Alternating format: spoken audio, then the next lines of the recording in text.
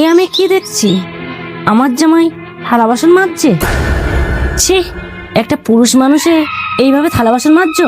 প্রতিমা, প্রতিমা, প্রতিমা, তুই জামাইকে দিয়ে থালা বাসন মাজাচ্ছিস?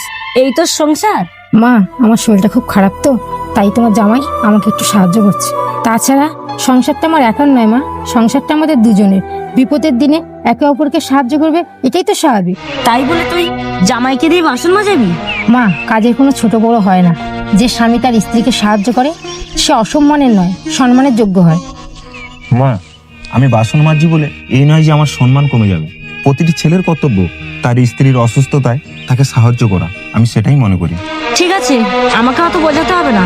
ভাঙা ঘরে আবার চাঁদের আলো। প্রতিমা, আমি আসছি। মা, জানো, আমরা মনে হয় গরিব বলে তাই তোমার মা থাকলো না।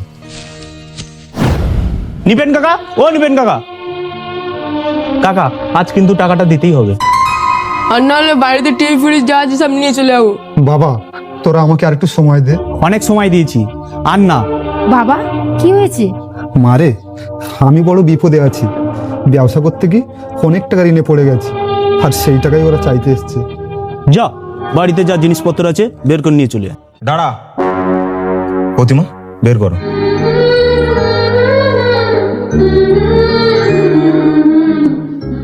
এ নাও, এটা আমার বাড়ির জমির দলিল আছে। আপাতত এটা রাখো, আমি টাকা জোগাড় করে ঋণ শোধ করবো, তারপর ফেরত নেবো। তুমি তোমার শ্বশুরের জন্য দলিলটা রেখে দিচ্ছ?